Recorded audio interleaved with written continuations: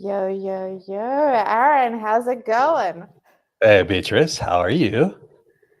I'm good. I'm so excited for this week's news piece. Just bringing in the drama for the week.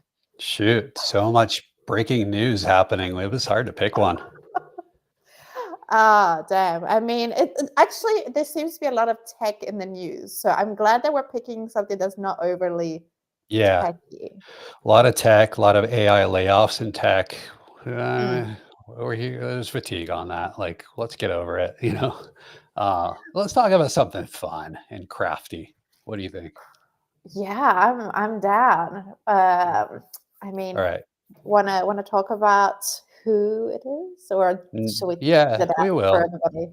Well, first let's ask, are you a crafty person? Do you bedazzle sweatshirts or make scented candles or um, press flowers and make art or anything like that? Is I'm guessing no by your expression. Do I strike you as a flowery kind of girl? Like, okay, I will note that right now on my table I have 3 completed paint by numbers. Okay, so you're in the maybe the outliers of this community we're talking about today, right? You- Exactly, That's a little exactly. DIY. All How right. about you? Like, are there flowers around the place that you've created? Not so much. No, if I can put a shelf up, I feel pretty good about myself.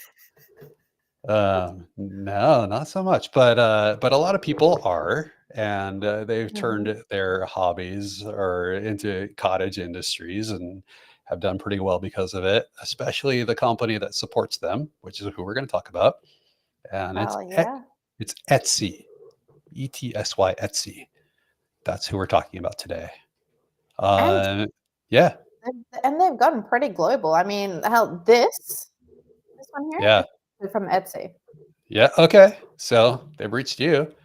And if you need those kind of crafty things in your life for yourself or gifts, or they've really branched out into these storefronts. Mm. So there's pretty cool vintage clothes on there and all kinds of stuff now.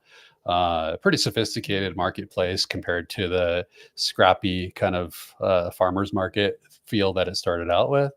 Um, Absolutely. or like regional neighborhood craft show kind of appeal. It's a big business, and it's been around since 2005. So obviously, over 20 years, it's matured quite a bit. And the reason we're talking about them today is because there's some shakeups in the news. They've So given Amazon run for its money. I mean, like, Amazon is out there letting go like of yeah, thousands of people, and Etsy's doing something a little bit different. yeah, yeah. It's like the handcrafted Amazon, right? So, but it's gone, like I said, into lots of different directions. Obviously, over growth over time. Hmm. Um, It's to keep growing, and what we're talking about them is because there's a shakeup at the top. There's a CEO exit, maybe questions or possible concerns about the change in leadership. From what I'm seeing, they did their Q3 sales reporting. Sales or revenues actually up, which is good, but I think the volume of sales is down and the volume of customers is down. So it's creating this imbalance. Um, and the market says, we're a little concerned. Shares dipped 7%. And they might recover, they might not, we'll see. But that's what we're here to talk about is, the instability of what happens when a leader exits quickly and there's a plan announced for someone to take over in January. That's a pretty tight timeline. And obviously the market's having a reaction to it. And we might see a reaction with the Etsy power sellers and the Etsy customers and a trickle effect. So I don't know. What do you think about all that? I mean, there's a couple of things. I think one of the big ones is that we're not seeing them, being particularly agile. Okay, yes, like changing up the team, which sometimes is a good time to do it, and I think that's a whole issue in itself. Is like, okay, how are they handling this within the team? How are they communicating that to make sure that this actually goes smoothly? And this applies with so many businesses where I'm seeing that, yeah, okay, we've just changed up the leadership, but the employees just know on the day of, the same time Yeah. as the rest of the customers, etc. Oh, we just changed our leadership.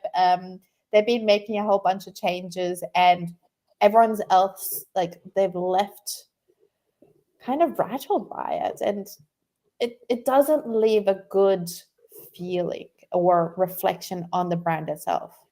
Yeah, clearly not. If you announce your Q3 earnings and a CEO change in leadership, right? And the market says, no, we'll drop confidence by 7%. That shows that maybe it wasn't handled exactly right. If what you'd want to see is, oh, great, we're with you. Good move. We're looking toward the future like you are. Let's give you our support, and you see a rally and stocks go up, but we're seeing the opposite impact. It's not like catastrophic, it didn't bottom out, but I think some of the challenge we're seeing with Etsy, and we'll relate this to other companies too, but Etsy, Petco, there are a number of others that had a COVID era, lockdown era boost. Etsy being one, like, suddenly people had time to pursue their hobbies and monetize them, and become these at home sellers and craftspeople, and not to say that, like, people didn't do that beforehand, but, like, they were Oh joined yeah. by people that took up, bread making for themselves, or they turned it into, like, they did something that was sellable, right, to a community. So boom, big rise in popularity. Um, People went back to work and said, okay, maybe I'll make that more of a hobby again, and I'll put it on the side. And obviously, like, you can only perpetuate some, like, hopefully once in a lifetime, once in a really long time, uh, quote unquote, business opportunity. That artificial business opportunity, you can only perpetuate that so far. And Exactly. I think we're at the other side of that for a little while now. And Etsy and those companies that hit that lockdown era boom, that was sustained on real growth at the time, but artificial growth in terms of, like, can you sustain that trajectory? You can't, right? You're going to see the downturn, and we're seeing that. So they're sitting on the other side of it now, and I think wondering, who they are as a company, what they're all about, and it's time. This is where companies might rebrand, right? Well, we're going to rebrand everything. What can they do instead? I definitely don't think that they should rebrand. They already, and this is what I mentioned with a lot of majority of businesses should not rebrand, because especially in Etsy's case, they've become known for that. Like, hey, let's go start that hobby. Mm. Instead, now we're well past, like, that era where we've kind of transitioned into a different area. It's kind of almost like hybrid, where yes, a lot of employees are still working hybrid, a lot of have gone back to work, etc. A lot of even started the business at home, seeing what their values and how their stance is in this current market, what that translates to in a message, then doubling down on that is going to be more of a shift forward Yeah, to keep them agile. Basically, don't I hear make you. them into, like, the black blockbuster, because if they don't do anything right now, that's very well going to be the case. Yeah. Yeah, I hear you. So a rebrand, like a quote unquote traditional rebrand. Here's our new logo. Here's our new pillars. Here's who we used to be and who we are now.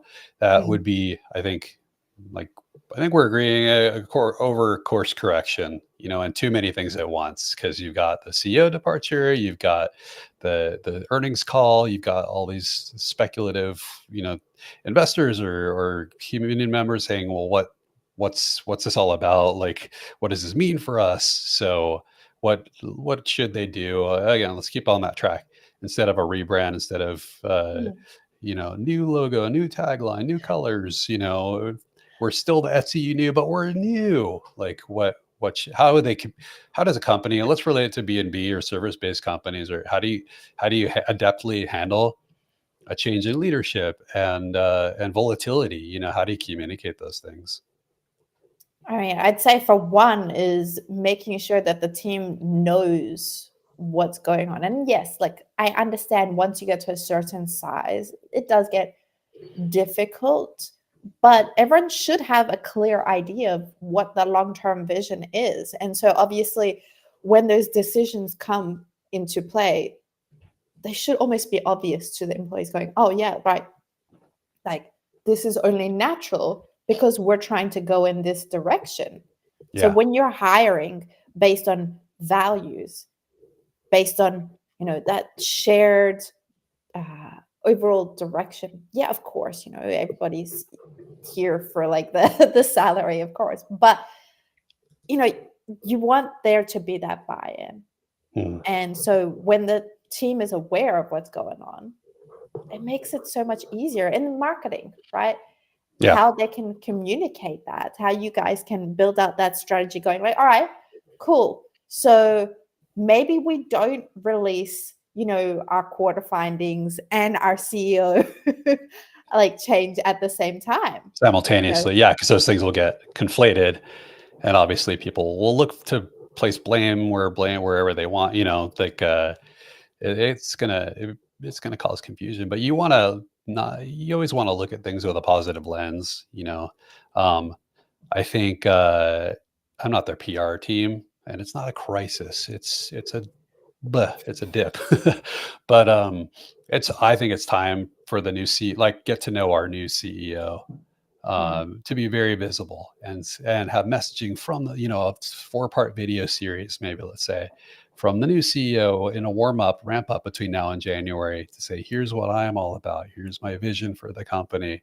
Here's what we're going to do for our sellers. Here's, each one has a theme. Our sellers, our investors, our purchasers, and maybe you get to know if this person's as dynamic as a leader as they should be to run a multinational corporation like Etsy. Yeah. I think it's time for them to step out into the spotlight. Maybe they have in the past, but in this start fulfilling the responsibilities of this new role, which is it can be a highly visible position. If they stay in the shadows, I think people are going to lose confidence and say, what Yeah, happened here? So exactly. yeah, but I'd say the same thing for if it's a B2B or a service-based company or a small to medium business. Is it's everything's an opportunity. So just because there's a It's in change the in leadership, communication. yeah, you don't have to think that your customers won't know the difference. They might, and your team certainly will. So that's an opportunity to be vocal, to be transparent, to, if you want to, get you get, if you want to create content, you can do that. Think like a I mean, marketer. Oh, content series. So it's also a great opportunity to really for them to hone in on what those values are and what they reflect as now. Because, yeah, a lot of the time, if they've had customers or, okay, even if you're a small business, you've had customers for a while before whatever this change might be. These kinds of changes will make them go like, okay, are they still the right fit for us? hmm So this is a great time to be like, okay, we are still holding these values. How you work with us is not going to change.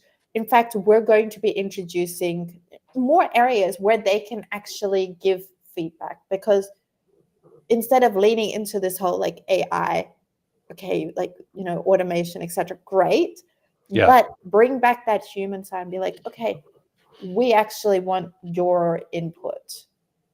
And yeah, a lot of the time that in itself will take big leaps. yeah. Okay, I like it. So lessons learned is be transparent and vocal when you have something as important as a leadership change, and get out in front of it. Right. If that Oh person is a yeah. dynamic leader, make them a visually, you know, accessible and transparent dynamic leader. They can ride the Q4 holiday wave and the sales bump. There's going to be one, right? It's cyclical, and come out swinging in 2026 and be very optimistic and open about, again, that segmentation of your customers and your sellers, which are also your customers in a way, right? And your stockholders and those that believe in, like, make sure that each of those stay on board and stay in line with your vision for where the company's going. Like freaking exactly. And guys, if you're listening to this and you have some thoughts in terms of how Etsy should be doing it, or how you've seen businesses handle these kinds of changes, drop it in the comments. Or if you have thoughts on who we should tackle next week, also let us know. And in the meantime, thanks. That's our DIY solution today. And yeah, we'll see you.